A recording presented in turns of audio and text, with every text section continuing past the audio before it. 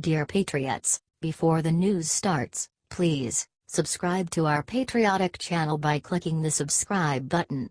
Give us a thumbs up to this video. Don't forget to leave your opinion below in the comments section. Share the news on Facebook and Twitter so you friends see it. Thank you. Look at where disgusting NFL protesters are now taking a knee. This proves it is about our vets. Last Sunday, NFL players made a point to unite together against our president and our country in one of the most disgraceful displays in sports history. Players on nearly every team showed some form of protest and disrespect for our military men and women by taking a knee during the national anthem. These kneeling cowards like to say that their protest isn't aimed at the military, but now we see that isn't true. A photo that has gone viral while circulating among the online military community shows a man at the tomb of the unknown soldier at Arlington National Cemetery, kneeling down on one knee reportedly during the playing of taps. The photo was taken by a Katie Rieter Heft and posted to Facebook. She also captioned the photo with her personal thoughts. On our way back from NYC we stopped overnight in DC, one of my favorite places. So rich in history, it's beautiful, and so clean. A must-see on our list is always Arlington National Cemetery, the changing of the guard ceremony. I get pretty emotional thinking about what it represents. Today we got a chance to see the honor guard placing wreaths in remembrance of fallen military members. The honor guard said to remain silent, that military members in uniform were to render a salute and everyone else was to stand, and that it would appropriate to place your right hand over your heart. Just as taps started. This is what happened. I don't even think people know what they are doing when they are kneeling. What was going through this young man's head is beyond me. I couldn't do or say anything because my anger and disgust was beyond words. I made sure to stand right next to him with my hand over my heart. The public is requested to remain silent and standing during the wreath-laying ceremony, so the person in this image is showing pure disrespect. This protest has officially gone too far. Our military men and women deserve so much better than this.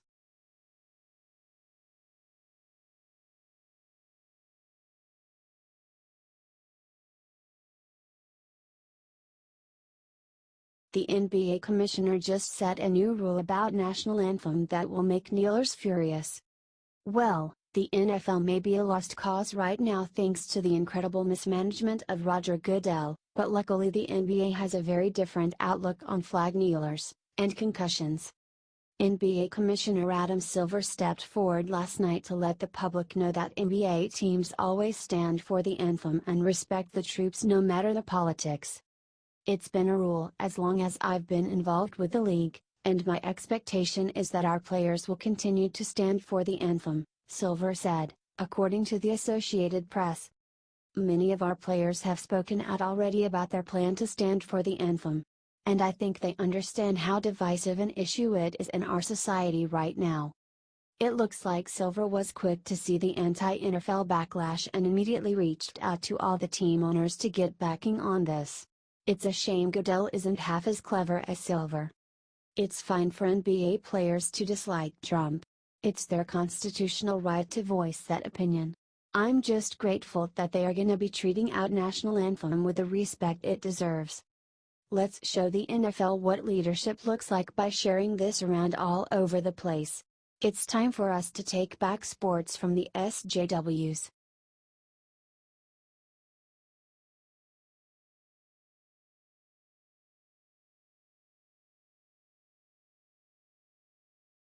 Tim Allen just exposed something sick about Last Man Standing that will leave Hollywood liberals furious.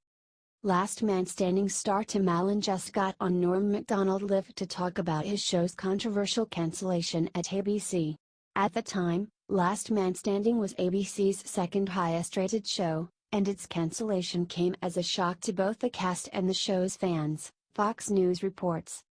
Some viewers suggested the reason the popular show was so abruptly cancelled was that Tim Allen leaned conservative in some of his characters' dialogue. I know, heaven forbid there's anything on TV that isn't left.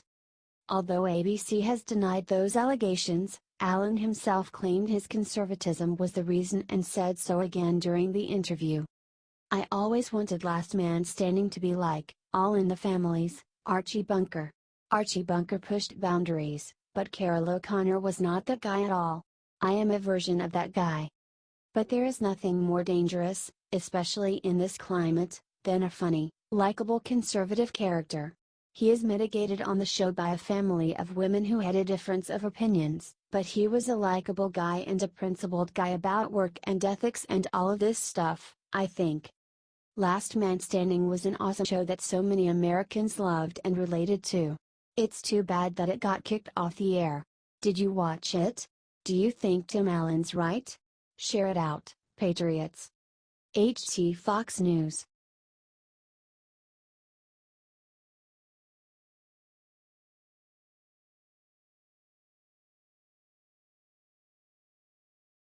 Right after insane student steals MAGA hat, she gets hit with instant karma. In yet another example of leftists ruining universities, a college student at University of California, Riverside, was found stealing a fellow student's Make America Great Again hat. The unidentified female attempted to take the stolen property to a campus office and accused her victim of being the real criminal. While hat owner Matthew Vitale asked security guards to retrieve his property, the student accused of stealing the hat begins justifying her theft, screeching, "Your effing freedom of speech is genocide, homeboy. Y'all are just gonna mediate this and make it so like, oh, we're all okay here. Freedom of speech. Whatever. How about we actually think about what's going on?" The woman continues. "I effing hate this country. I hate it, and I'm not leaving. I'm staying here because there's us, that needs to be fixed here. We need to get rid of all y'all. You're so lucky we're in a university." When Vitale asks if anyone will do anything about this woman who clearly stole his hat, she replied, "He's recording me like I'm the criminal here. Oh, because you stole this property. Y'all stole this land. Your ancestors stole this land, But never fear, Patriots. Luckily, we live in a country of laws and stealing is illegal." Just as she is about to leave, she's stopped by two cops. And right before the video cuts out, Vitale says something awesome. Good. That's how this country works when you take people's stuff. Just another day in liberal America, folks. You got to be pretty brave to be wearing a MAGA hat on any school campus, so let's give Mr. Vitale some support by sharing this out. HT Washington Times.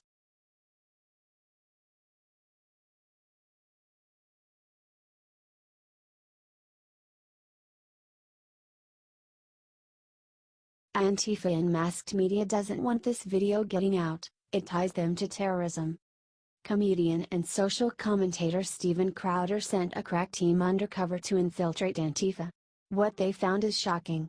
It shows evidence that Antifa is clearly a domestic terrorist organization with cells dedicated to destroying the Constitution. Antifa should be declared a domestic terror organization. This video shows them willing to plan violent acts. They are storing weapons and have access to assault rifles and shotguns. The worst part of the video is the fact that the media refuses to even cover the content. It appears that Antifa is working with the media to keep them quiet.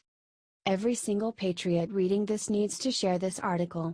This is a subversion of our Constitution and is how socialism will take over our country. Thanks for reading.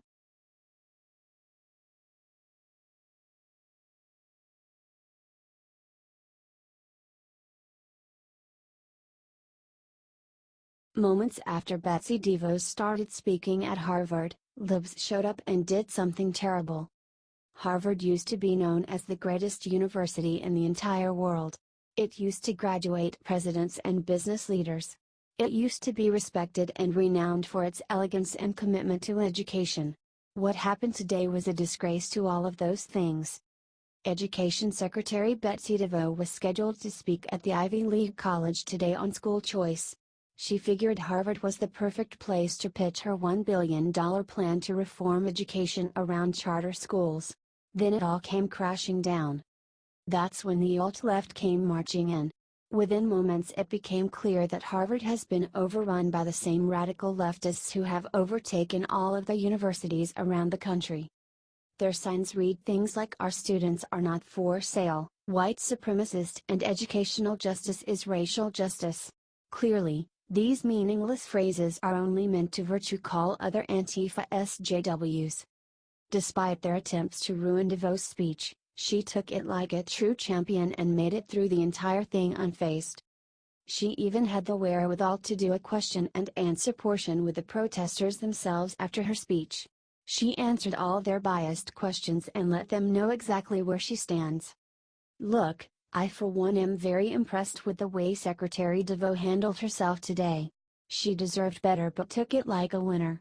Let's give her a big congratulations by sharing this out, and hopefully more conservatives will have the courage to speak out as a result.